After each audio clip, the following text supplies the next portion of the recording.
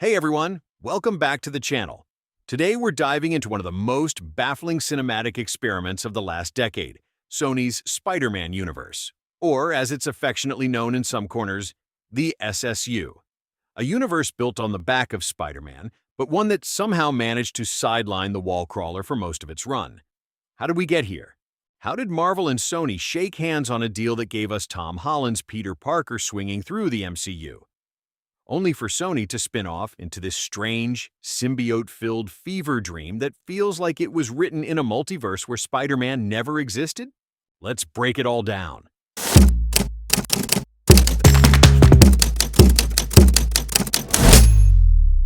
Some of us grew up with a few different Spider-Men, the Raimi films, the amazing movies, and then came the MCU integration. Sony had gold in their hands. Instead, they gave us whatever this was. Back in 2015, after The Amazing Spider-Man 2 underperformed and creative differences piled up, Sony and Marvel Studios struck a historic deal. Spider-Man would join the MCU in exchange for Sony retaining the rights to produce solo Spider-Man films and spin-offs. It seemed perfect on paper. Marvel gets the friendly neighborhood hero for Captain America: Civil War and beyond. In return, Sony gets to play in the big leagues while building their own sandbox. Enter Spider-Man: Homecoming. Homecoming was the reset button. Tom Holland's Peter Parker is thrust into an already established MCU post-Civil War. Robert Downey Jr.'s Tony Stark becomes the reluctant mentor figure. The film smartly distances itself from the Raimi trilogy's operatic drama and the Webb film's emo angst.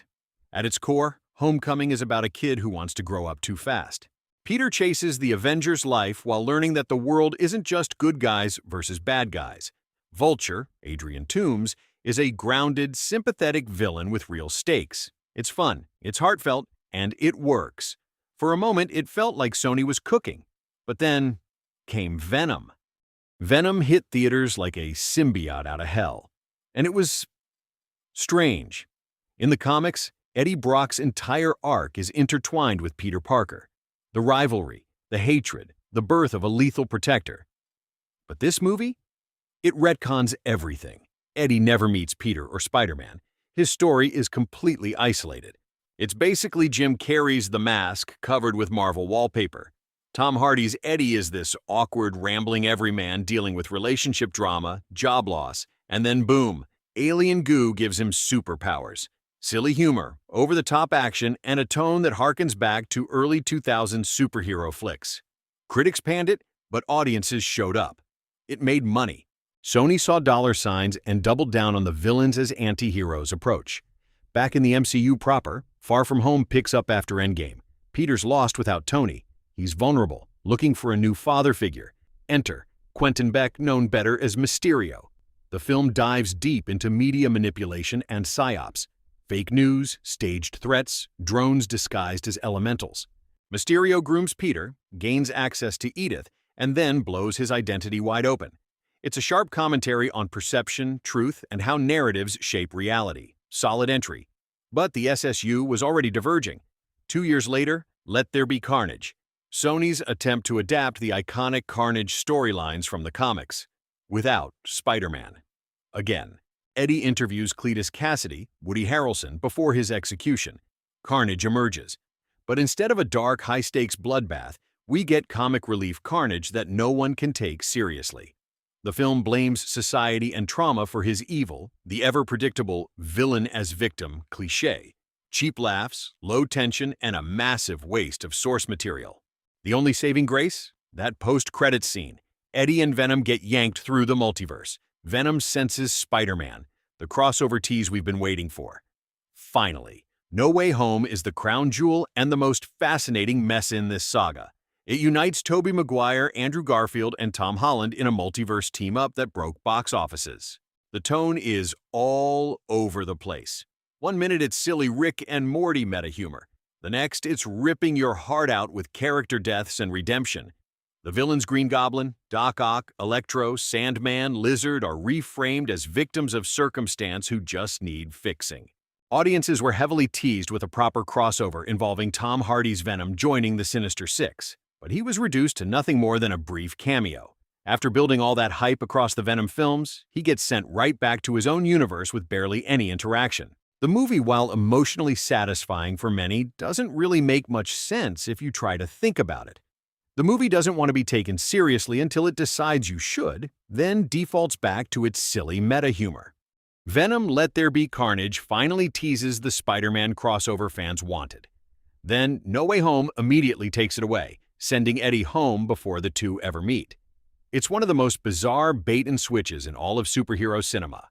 Then came Morbius. Jared Leto as the living vampire. A scientist with a blood disease experiments with bats, gets powers, and fights his evil best friend Milo. The film tries to establish Morbius as a tortured anti-hero with a moral code, but the execution is hampered by poor CGI and uneven pacing that leaves the character feeling more meme-worthy than menacing. Post-credits teases continue the villain team-up thread, with Michael Keaton's Vulture returning to recruit for a larger group, hinting at bigger SSU ambitions that would never fully materialize. It's not great. The CGI, the memes, the morbid timeline that launched 1,000 jokes. But hey, post-credits brings back Michael Keaton's Vulture, teasing a Sinister Six or villain team-up. The SSU was trying to connect. Madam Web takes us back to 2003. Dakota Johnson in the role of Cassandra Webb, a paramedic who gains psychic powers after a near-death experience. She protects 3 young Spider-Women from a hunter. It leans heavily into premonition-driven tension, feeling like a supernatural thriller awkwardly dressed up in Spider-Man lore, complete with clunky dialogue and confusing origin elements that fail to excite. It feels like Final Destination meets a superhero origin. Confusing timelines, shaky plot, and it landed with a thud. Another brick in the wall of, what are we even doing here? Madam Web became the first SSU film not to have a post-credit scene. Kraven, Aaron Taylor Johnson as Sergei Kravinoff, empowered by a mystical lion, hunting criminals and clashing with family, introduces Rhino and Chameleon. The film aims for a darker, more brutal tone with intense action sequences and family drama, positioning Kraven as a complicated anti-hero driven by primal instincts rather than pure villainy. However, it struggles with pacing and never quite delivers the explosive Spider-Man connections fans hoped for, leaving the character in another isolated corner of the SSU. Violent, stylish in parts, but again, where's the connective tissue? Where's Spider-Man? The setups for future crossovers feel more like unfulfilled promises than genuine world-building. Finally, Venom: The Last Dance, the final film in the trilogy, for now anyway. Eddie and Venom are fugitives in their universe, hunted by military authorities and alien forces. Cosmic threat looms, setting up Null, the symbiote god. Eddie gets a bar scene, a quick multiverse jaunt, leaves a little souvenir behind, and poof, back home. No epic team-up, no Venom versus Spider-Man banter, just set up for more that may never come. So, what now? Unfortunately, that's where the road goes cold. The financial and commercial struggles of the later SSU films killed the momentum. No confirmed plans for the next chapter. Will Eddie resurrect Venom to fight Null? Will the Sinister Six finally assemble against Tom Holland's Spider-Man? Will we get some chaotic Suicide Squad-style team-up against a greater threat? Only time will tell. But right now, it looks very bleak. Sony had a golden opportunity. Build a unique extension of the MCU. Lean into the street-level grit, the multiverse chaos, or even the villain perspective in a fresh way.